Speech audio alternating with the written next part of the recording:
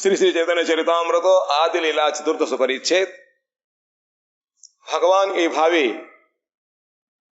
জগন্নাথ মিশ্রের গৃহে বিভিন্ন রকম লীলা করছেন। অতিথি বিপ্রকে তিনি অন্ন খেয়ে তিনবার দর্শন দিলেন, তিনবার অন্ন খেলেন।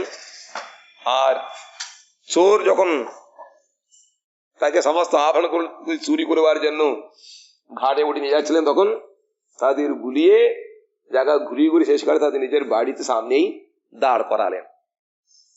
ব্যাধি চলে জগদীশ হিরণ্য সদনে, বিষ্ণু নৈবেদ্য খাইল একাদশী দিনে। মহাপ্রভু অতি শিশুকালে স্বর্ণালঙ্কারে ভূষিত হইয়া দ্বারের বহির্দেশে খেলা করিতেছিলেন। দুইটি চোর তাহাকে স্কন্ধে করিয়া সন্দেশ খাওয়াইতে লইয়া চলিল। চোরেরা মনে করল যে বনের ভেতর লইয়া বালকটিকে বিনষ্ট করত, ইহার অলঙ্কার সকল লইব। মহাপ্রভু স্বীয় মায়া বিস্তার করিয়া তাহাদিগকে পথ ভোলাইয়া পুনরায় নিজ গৃহের দ্বারে তাহাদের স্কন্ধে চড়িয়া আসিলেন। যে সকল আত্মীয় বর্গ তাহার অন্বেষণে দৌড়াদৌড়ি করিতেছিল, তাহাদের সম্মুখে চোরেরা শিশুকে রাখিয়া পালাইয়া গেল। শিশুটি বহু যত্নে চেচির অঙ্গনে নিহত হইলেন। এইভাবে তারা বালককে হত্যা করে পয়সা বস্তু গয়নাগুলো নিয়ে যাবো মনে করলো, কিন্তু ভগবান তাদের ঘাড়ে চড়ে সব জায়গায় ঘুরিয়ে ঘুরিয়ে শেষকালে নিজের బాడి సామనే నామలేం. ఒకసారి చైతన్య మహాప్రభు శిశువుగా ఉన్నప్పుడు ఆయన చక్కగా బంగారు అలంకారములతో ఆయన్ని అందముగా ముస్తాబు చేసేవారట.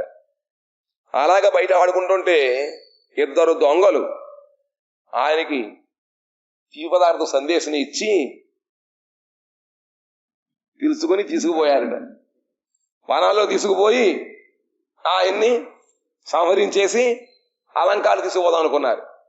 కానీ మహాప్రభు వాళ్ళ మెడ మీదనే కూర్చొని మొత్తం వాళ్ళని ఆ ఊరంతా తిప్పించి చివరికి తన ఇంటి ముందునే దింపించారు. ఈ లోపల నివారణ కనపడిపోయేటప్పటికీ ఆత్మీయులందరూ కూడా వెతకడం మొదలుపెట్టారు. అటు ఇటు తెగడం మొదలెట్టారట. సరిగ్గా వాళ్ళ దగ్గర ముందు మహాప్రభు తీసుకొచ్చి దింపించుకున్నాడు. ఈ విధముగా వాళ్ళు ఎంతో సుకృతి చేసి అందుకునే మహాప్రభుని శరీరం మీద వాళ్ళ మెడ మీద స్కంద భుజాల మీద కూర్చోబెట్టి తిప్పగలిగారు.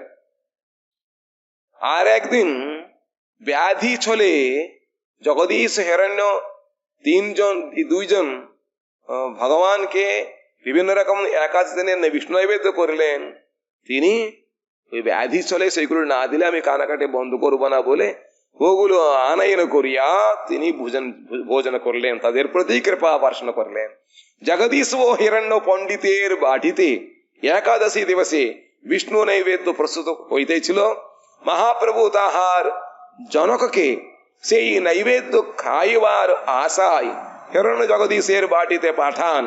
হিরণ্য জগদীশ বালকের প্রার্থনা শুনিয়া একটু আশ্চর্য হইয়া বলিলেন যে আদ্য একাদশী এবং আমাদিগের গৃহে বিষ্ণু নৈবেদ্য প্রস্তুত হইতেছে, একথা সেরূপ শিশু কি রূপে জানলেন? অবশ্যই তাহাতে কোন বৈষ্ণবী শক্তি আছে। তাহারা সেই নৈবেদ্য দ্রব্য বালকের খাইবার জন্য পাঠাইয়া দিলেন। শরীরের পীড়া হইয়াছে, বিষ্ণু নৈবেদ্য খাইলে সে পীড়া আরোগ্য হইবে। এই ছল করিয়া মহাপ্রভু নৈবেদ্য আনাইয়াছিলেন। আনিত নৈবেদ্য বালকদিগকে খাওয়াইলেন ও আপনিও কিছু খাইলেন। তাহাতে তাহার ব্যাধি ভালো হইল। জগন্নাথ মিশ্রের গৃহ হইতে হিরণ্য জগদীশের বাড়ি একটু দূরে, প্রায় 1 ক্রোশ দক্ষিণ পূর্বে। শিশু পক্ষের অত দূরের সংবাদ অবগত হওয়া অসম্ভব। কত দূর? মাইল শুনলে না? 1 ক্রোশ। ক্রোশ মানে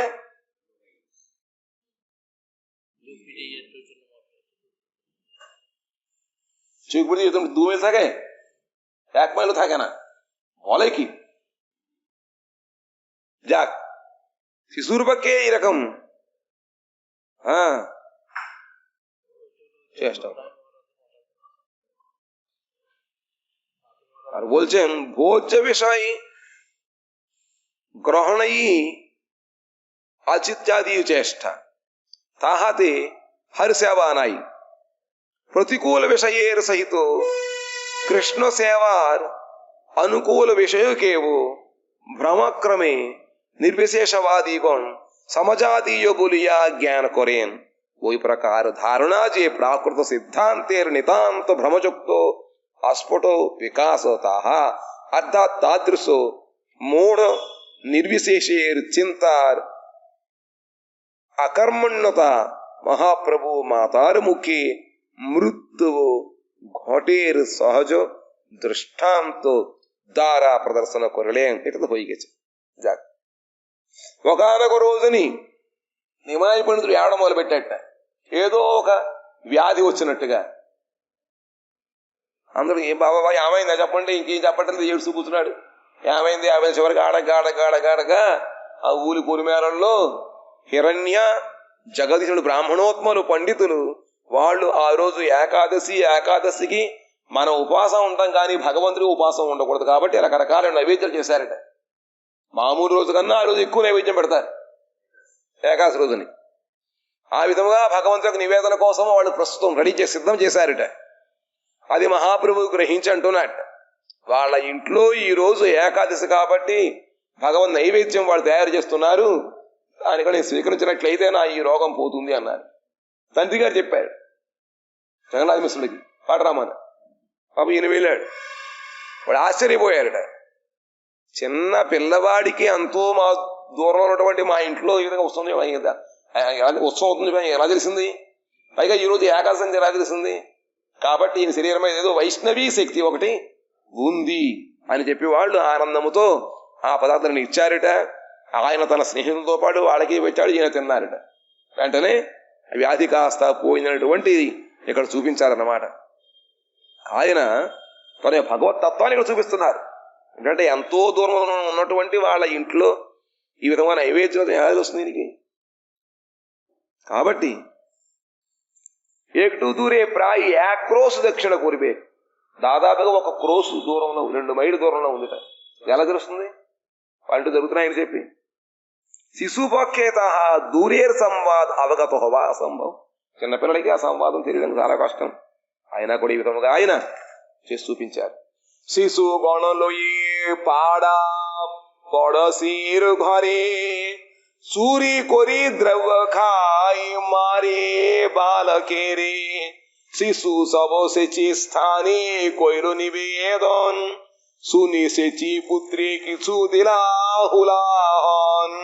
কেন চুরি করো কেনে মারিহ শিশুরে, কেন পর ঘরে যাও কিবা নাহি ঘরে।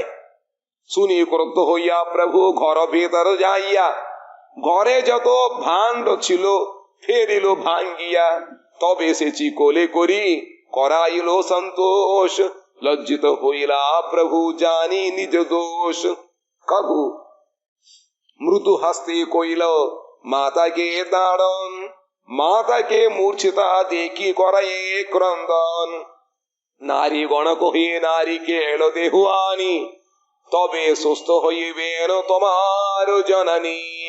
বাহিরে যাইয়া নিলেন 2 নারিকেল, দেখিয়া অপূর্ব হইল বিস্মিত সকল।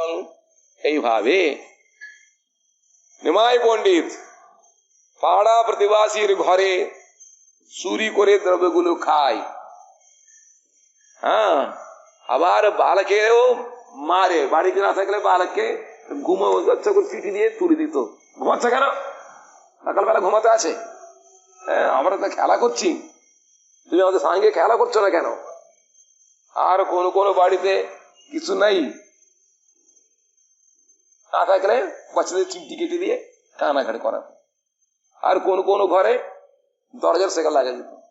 কিছু না থাকলে ওই ঘরে পায়খানা মুছে চলে আসতো। মানে ভগবানের সম্বন্ধিত জিনিস কিছু না থাকলে ওইটা পায়খানা ঘরের মতো সমান, সেই জন্য ওখানে ওইগুলি দেখাতেন, এইভাবে করতেন। আর তার জ্বালাটা সহ্য করতে না পারে সেচি মাতার কাছে তারা এসে সবাই নালিশ করতো, আর সেচি মার রাগ হতো। হ্যাঁ, সর্বলোকের পূজিতা, তিনি তার নিজের শিশুর প্রতি এইরকম অপেক্ষাতে শুনে তার দুঃখ হতো। শিশুকে ডেকে বলতে, তুই চুরি করছিস না কেন? নেই, চুরি করছিস কেন? আমার বাড়িতে কিছু নাই নাকি? পরে কার কাজ বা আমার হয় কোন জাত বিচার নেই, জায়গা জায়গায় খেতে আছে, এরকম তাকে সাবধান করতে।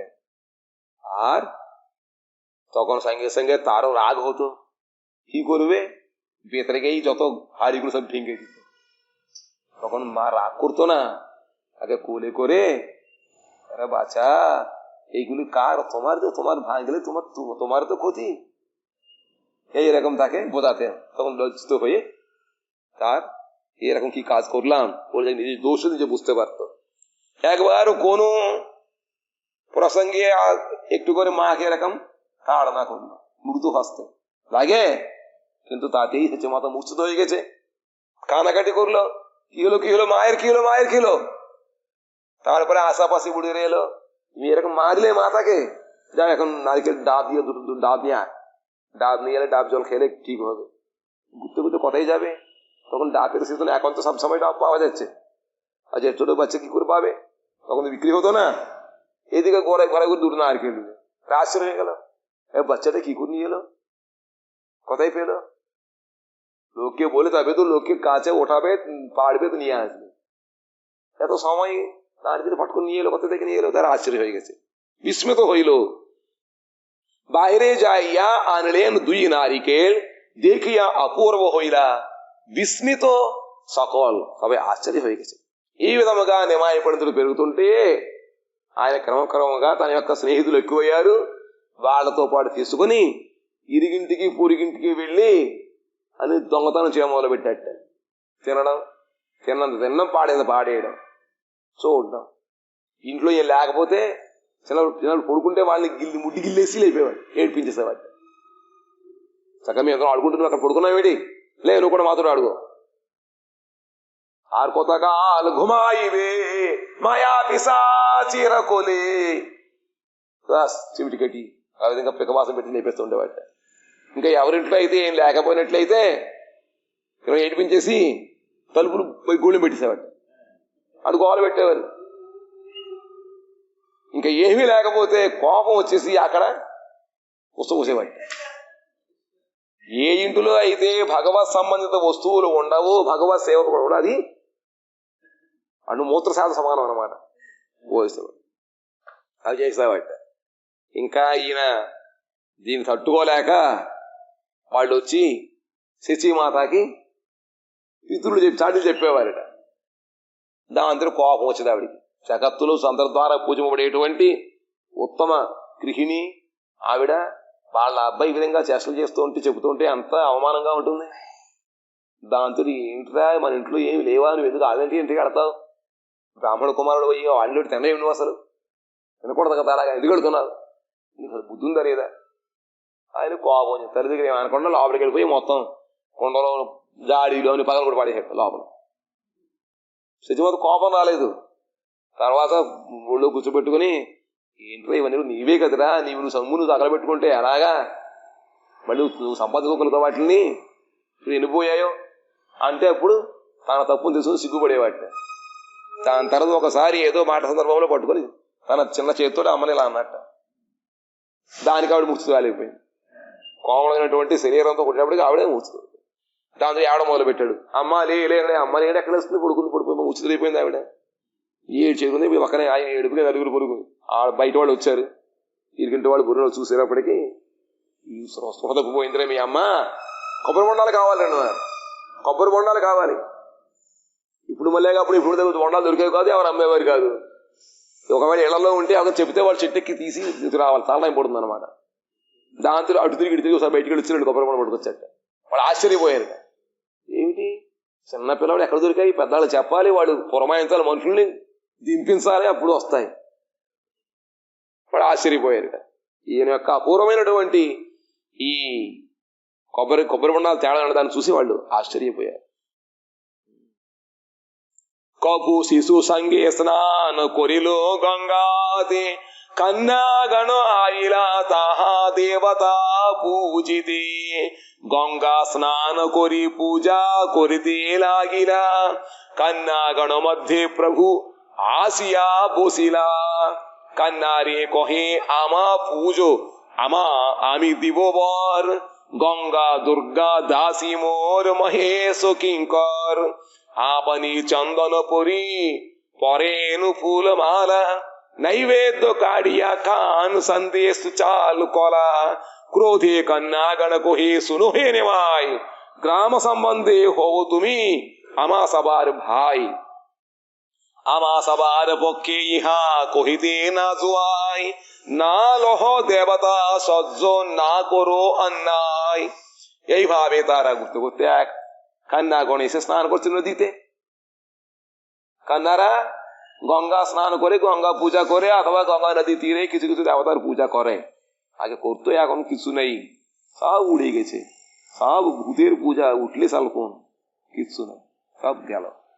তারা এভাবে পূজা করবার জন্য পরা কাপড় সারা সুন্দর নতুন কাপড়, ধৌত বস্ত্র একটা সাজার মধ্যে রাখতো, একটা ব্যাগের মধ্যে, আর কিছু কিছু হলুদ, কুমকুম, হরিদ্রা, চাউল, তেল, চন্দন ইত্যাদি দেবতা মালা, ফুল, নৈবেদ্য এইগুলো নিয়ে এসে গঙ্গা নদীতে স্নান করে ওই জায়গায় তারা কাপড়টা পরিবর্তন করে, তারপরে কোন একটা দেবতাকে স্থাপন করিয়া তারা পূজা করে। তারপরে হাতে করে ভগবানের পূজা করে ভোগ দেয়, দেবতাদের অর্চনা করে। ছেলের সঙ্গে তিনি খেলা করছে, নদীতে স্নান করছে, সাঁতার কাটছে, দেখেছে। সঙ্গে সঙ্গে কেউ বুঝতে পারে, পট করে কান্না তার মাঝখানে বসে পড়ল। তারা পূজা করছে, আমাদের মাঝখানে বসেছে। সঙ্গে সঙ্গে তাদের চন্দ্র নিজে গায়ে লাগিয়ে নিল, মালা পরে নিল, সন্দেশ খাচ্ছে। এই নেমাই, কি করছিস তুমি? গ্রাম সম্বন্ধে তুমি আমাদের ভাই হও, আমাদের ভাইও তুমি এরকম আমাদের জগাড় করে দিতে, তুমি এগুলো সব ধ্বংস করছো কেন?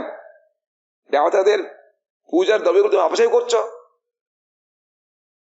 তোমার কিছু জানো না, তোমার যারা পূজা যাদের পূজা করছো, সরস্বতী, দুর্গা, গঙ্গা, এরা সবাই আমার দাসী, আর মহেশ তিনি আমার কিঙ্কর। বিষ্ণু বিষ্ণু এরা কি বলছে? কারণ একটা ব্রাহ্মণের ছেলে হয়ে সম্বন্ধে কিছু জানে না, এই ঠাকুরই বলছে তার দাসী, আমরা সবাই তার দাসী। তিনি বলছে ভগবান এদের রাগ কি করবে? নৈবেদ্য খেড়ে, তাদের হাত থেকে নৈবেদ্য খেড়ে চন্দনা খেয়ে নিত, সন্দেশ, চাল, কলা। আর ক্রোধে কন্যাগণ তারা বলতো, রে ভাই তুমি আমাদের ভাই, এরকম করলে হয়, অন্যায় করছিস কেন? প্রভু হে তোমা সবাকে দিলাম এই বর, তোমা সবার ভর্তা হবে পরম সুন্দর।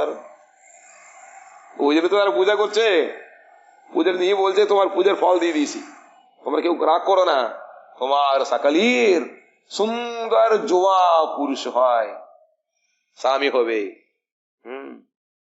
আর বলছেন পণ্ডিত, বিদগ্ধ, জোয়া, ধনধান্যবান, 7 পুত্র হবে, চিরায়ু মতিমান।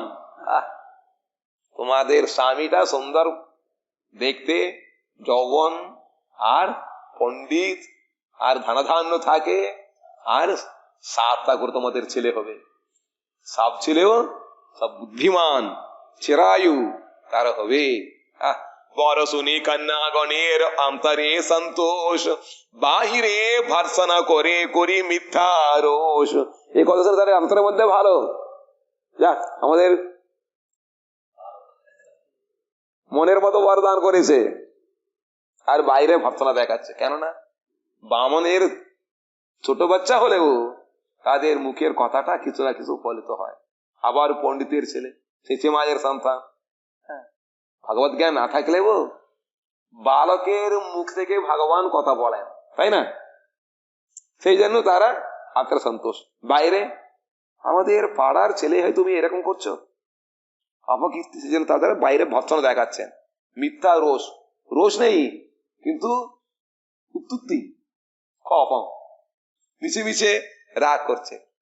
কোন কন্যা পালাইল নৈবেদ্য লইয়া, তারে ডাকি কহে প্রভু সন্ত সক্রোধ হইয়া। কেউ কোন কন্যা দেখে তার সাজা নিয়ে পালিয়ে যেত, তখন সঙ্গে সঙ্গে ক্রোধে দেখতে, এই কোথায় যাচ্ছিস তুমি, দাঁড়াও। কি যদি নৈবেদ্য না দেহ হইয়া কৃপণী, বোড়া ভর্তা হবে আর চারি সতিনী। নৈবেদ্য না দিলে বলতো, ওই নৈবেদ্য দিচ্ছ না, তুমি কৃপণতা করছো, যা তোমার বুড়ো স্বামী হবে। আর চারটি করি সব কে তা কি বলে, কি বলে, সতিনী সতিনী হবে বলে দিল। ইহা শুনি তা সবার মনে হইল ভয়, কোন কিছু জানি কিবা দেবাবিষ্ট হয়। আনিয়া নৈবেদ্য তারা সম্মুখে ধরিল, খাইয়া নৈবেদ্য তারি ইষ্টবর দিল। তার ভয় পেয়েছে, যদি বালকের মুখের কথা যদি কেটে যায় তাহলে আমাদের জীবন শেষ। ওর সঙ্গে তারা ফিরে এসে ওই মহাপ্রভু খাওয়াইয়া তারা বরদান করত, বর পেতেন। এইভাবে তার খাইয়া নৈবেদ্য তারে ইষ্টবর দেন। এইভাবে ভগবান মনেমাই পণ্ডিত তার কাছে, তাদের কাছে এইরকম নৈবেদ্যটা খেয়ে ইষ্টবর, তাদের মনের মতো বরটা বর দিবেন না, বর দিচ্ছে মনেমাই పণ্డిత్, ঠান্ডা লাগছে, వరదానం করছে. ఇంకా దొంగతనం అయిపోయింది, ఇంట్లో పగల కొట్టాడు అయిపోయింది, తల్లిని కొట్టాడు, దాని కొబ్బరి పొండ పడుతుంది అయిపోయింది. పిల్లలతో పాటు నదిలో స్నానం చేస్తూ ఉండేవాట. దిగాడంటే ఇంకా 2 గంటలు 3 గంటలు అయినా బయటికి రాడు. చిన్న చిన్న చేపలు ఉంటాయి, పుడుగు గంగా ఎంత ప్రవాహం ఉంటుంది, ప్రవాహం గంగా ప్రవాహం చాలా ఎక్కువగా ఉంటుంది, దాంతో ఈత కొట్టేవాట. ముందు నుంచి వెనక్కి వెనకని ముందుకి పిల్లలతో పాటు. పొద్దున్నే చక్కగా కన్యలందరూ కూడా పూజ చేయడం కోసం వాళ్ళు వచ్చేవారు అనమాట. మడి బట్టలు ఒక సజ్జలో పెట్టుకుని ఆ దేవతారాధన కోసం అని చెప్పి పళ్ళు, పువ్వులు, చందనము, ఇంకా రకాల ఆగ్రతలు, ధూపదీప నైవేద్యాలు అవన్నీ ఉంటాయి కదా, అవి పట్టుకొచ్చేవారు, చందనము పట్టుకొచ్చేవారు అనమాట. వాళ్ళు స్నానం చేసి బట్టలు కట్టుకుని పూజ మొదలు పెట్టేవారు. సరిగ్గా వాళ్ళు పూజ ఆరంభిస్తాక వాళ్ళకి మధ్యలో వచ్చేవాడు, అక్కడెక్కడ ఎదుర్కొతున్నాడు, వాళ్ళు పూజ చేసిన మధ్యలో ఉతుకుతునేవాడు. నన్ను పూజ చేయమనేవాడు. శుభ్రంగా ఉండడం అన్ని కూడా అయినా చందనం తాను రాసేసుకోవడం, సుగంధ వ్యాసం కొట్టేసుకోవడం, అక్కడ మాలలో వేసుకోవడం, తినేయడం. గోడ ఏడు గోడ పెట్టారు. ఏం చేస్తున్నావు నువ్వు, మా వీధి కురాడం ఏముంది, ఈ విధంగా చేస్తే అలాగా, నువ్వు మా తమ్ముడు సమానం, ఇలా ఎవరు చేస్తారో సహాయం చేయాలి కానీ అనేవాట. నోరు మూసుకోరండి, మీరు ఎవరు పూజిస్తున్నారు, గంగని పూజ చేస్తారు, గౌరీని పూజ చేస్తారు, ఇంకెవరిని పూజ చేస్తారు. వాళ్ళ దాసులు ఉన్నాయి, వాళ్ళ దాసులు, దాంతో వీళ్ళంతా చదువులు ఇయ్యాలంటారు. ఇంకా శంకరుడా ఆయన సేవకుడు అన్నారు. ఈ నోట మాటలు విన్నాగా తిండి తినడం మంచిది, వాళ్ళు తినిపిస్తున్నారు, తిన్నాయి శుభ్రం తినేసిన తర్వాత అంటున్నారట, చాలా బాగుంది, ఈ పూజకి మెచ్చుకున్నాను, మీకు అందరూ కూడా మంచి మంచి అందమైనటువంటి యువకుడు భర్తగా వస్తాడు, పండితుడు, ధనవంతుడు, ధాన్యం ఉంటాయి చక్కగాను, ఒక్కొక్కరు 7 సంతానము, 7 అబ్బాయిలు పుడతారు, 7 వాళ్ళు కూడా మంచి సౌందర్యంగానే మంచి ఆయుష్ కలిగి ఉంటారు. వాళ్ళు ఇచ్చానన్నారు. లోపల ఆనందంగా ఉంది వీళ్ళకి. ఎందుకంటే ఈ చిన్నపిల్లవాడు బాలకుడు యొక్క వాక్యం భగవద్వాక్యం అన్నమాట. పైగా మంచి పరమ అందంగా ఉన్నాడు, దైవాంశ సంపూర్తి వాళ్ళకి కొంచెం ఊరి ఉందన్నమాట. లోపల ఆనందం ఉన్నా బయట మాత్రం వాడు, నువ్వు మా ఊరి కుర్రాడు అయి ఉండి శశిదేవి యొక్క అబ్బాయి చేస్తే అలాగా నువ్వు అని చెప్పి తిట్టేవారు. కొంతమంది భయంతో పారిపోయేవారు, సజ్జపట్టుకుని విడిపోయేవాడిని, రే ఉండని చెప్పి. మీరు కృపణత్వం అంటే ఎవరిదని, లోబి కాదు, పిసినారి, పిసిని కొట్టుతుంది, నువ్వు వెళ్ళిపోతున్నావు, పట్టుకుపోతున్నావు. నీకు ముసలాయన భర్తగా వస్తాడు, ఆ ముసలాయన కూడా 4 పిల్లలు ఉంటారు, నీకు సమతలు ఎక్కువ అవుతారు అని చెప్పి ఏమో చిన్నపిల్ల మాట కట్టి నిజమైపోతుంది, మళ్ళీ వెనక్కి వచ్చేవారట.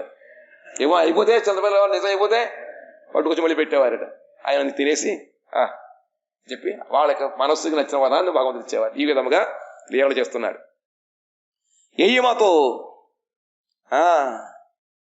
ఎయ్యమతో చాపల్లో సబో లోకీరి দেখাই দুঃখ কারো মনে নহে সবে সুখ পায়। এইভাবে ভগবান গৌরীহরি বাল্যাবস্থায় চপলতা প্রদর্শন করলেও চপলতার মধ্যে মধুরতা আছে।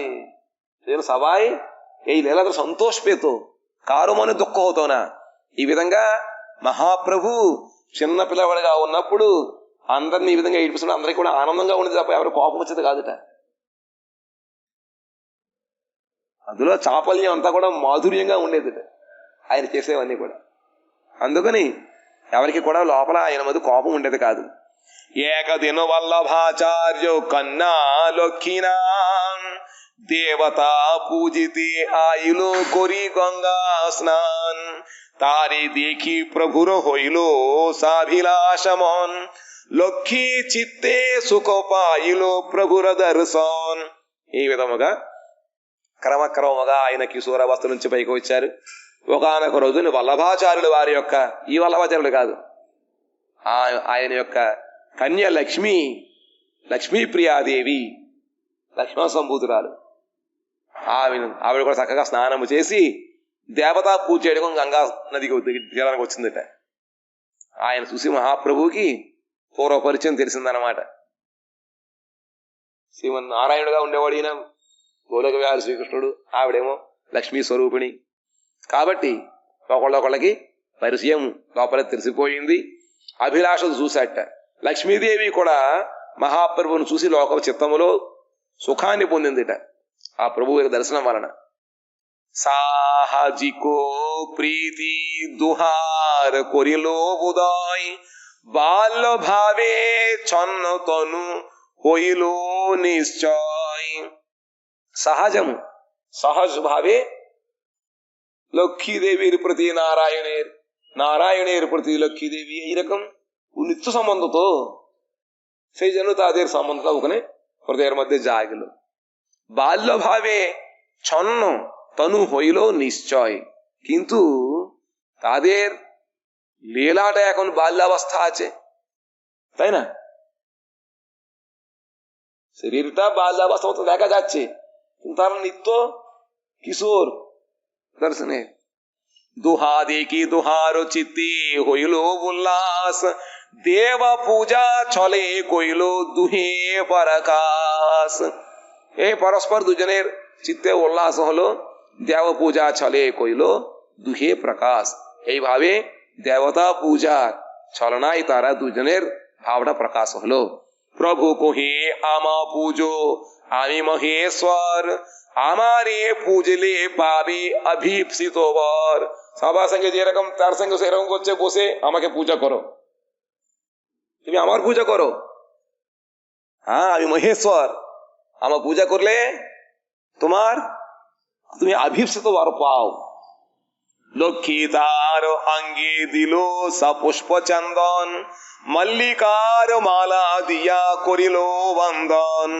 প্রভু তার পূজা পাইয়া হাসিতে লাগিল শ্লোক পড়ি তার ভাব অঙ্গীকার কইল।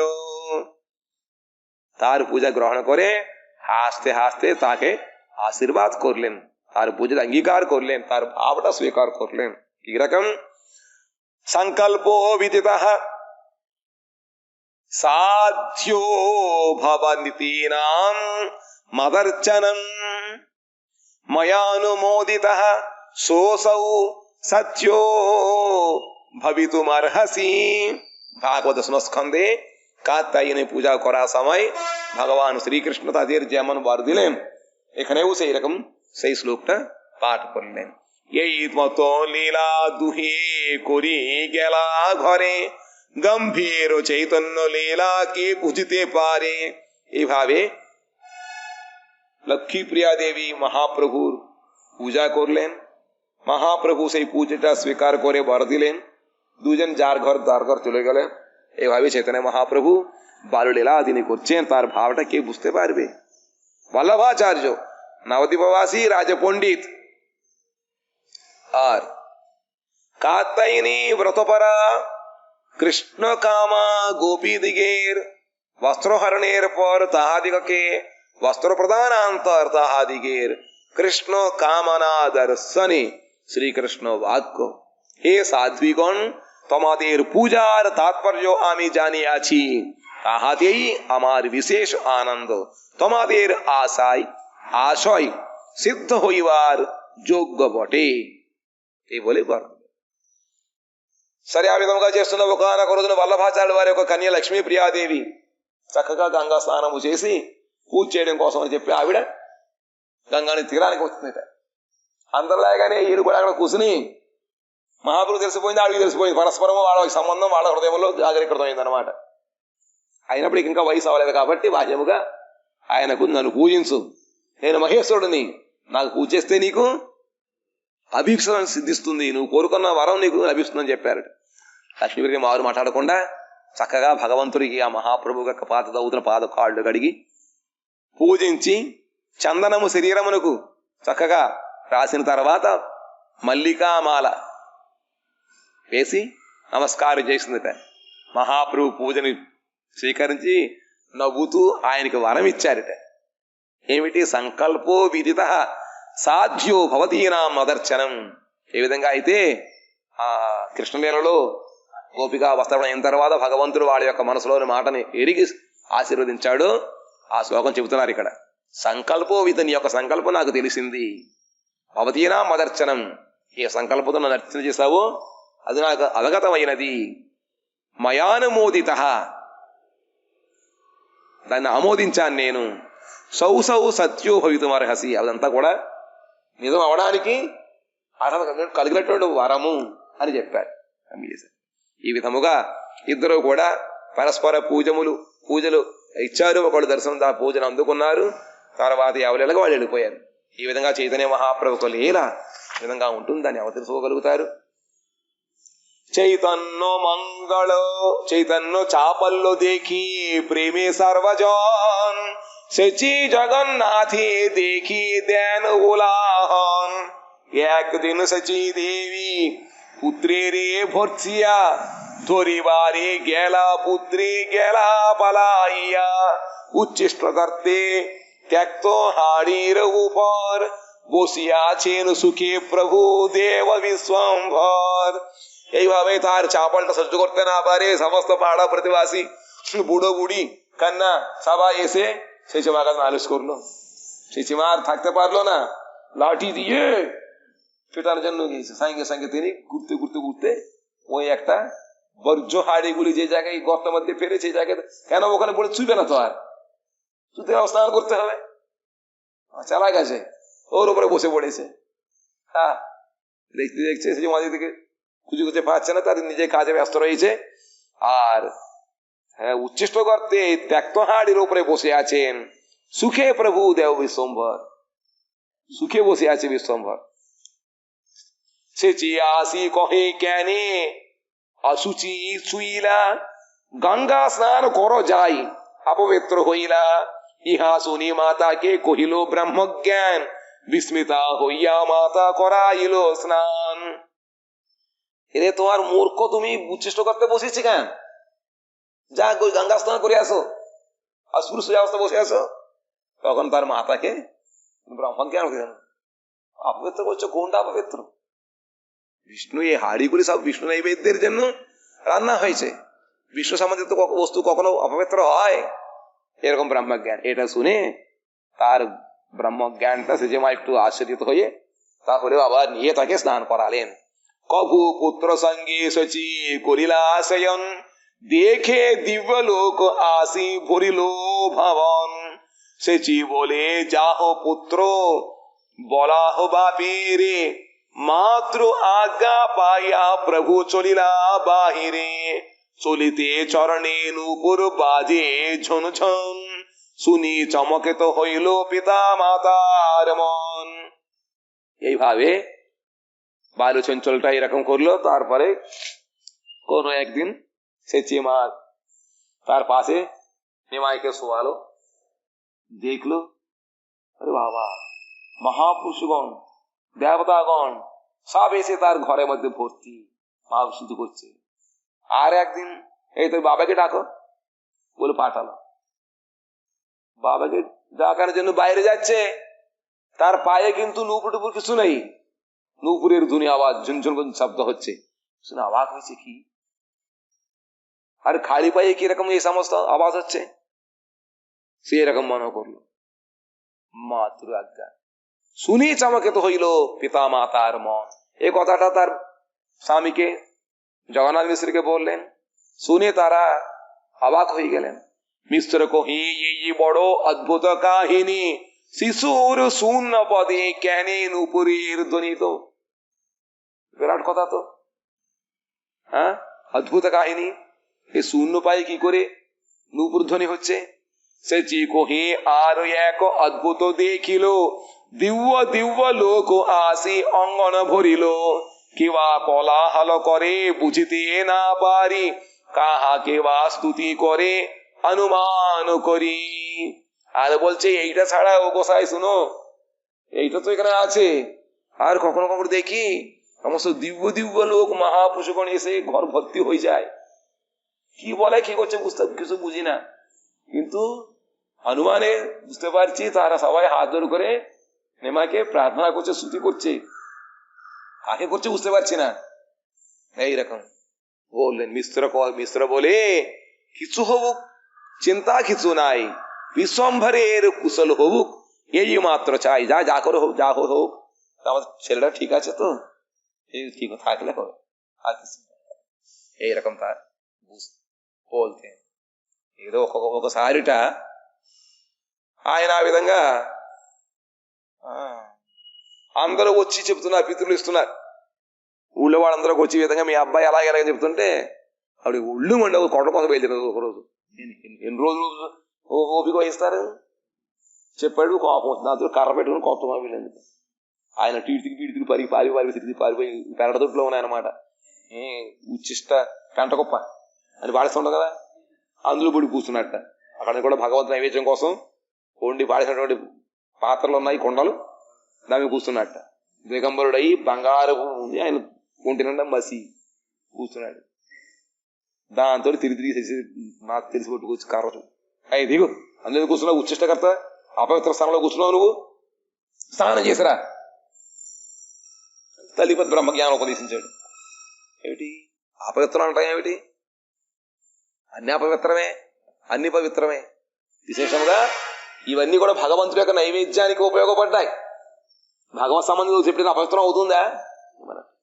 నీ బుద్ధి తగలయ్యా అని చెప్పి మళ్ళీ ఆయన చేయబడి లాక్కెళ్ళి స్నానం చేయించి ఒక రోజుని తన పక్కలో పడుకుంటుందట తులసిమాత. మామూలుగా పడుకుంటారు కదా, తల్లి దగ్గర పిల్లలు పడుకుంటారు. అప్పుడు మహామహా దివ్య శరీరంలో ఉండే పెద్ద పెద్ద వాళ్ళందరూ వస్తున్నారట, దేవతలు అంటే వాళ్ళందరూ వచ్చి మొత్తం దాంతో మొత్తం ఇల్లంతా కిక్కిసిపోయిందిట. అంతమంది జనం ఎవడేం చెప్తుందో తెలియట్లేదు, ఏమంటుందో తెలియట్లేదు, ఆ కోలాహలం అర్థం అవటంలే. కానీ తెలిసింది ఒకటి, అందరూ కూడా స్తుతిస్తున్నారు వాళ్ళ అబ్బాయి. సరే నాన్న పిలుచుకురారందుట. నాన్న పిలుచుకోవడం కోసం ఈయన బయటికి వెళ్ళాట.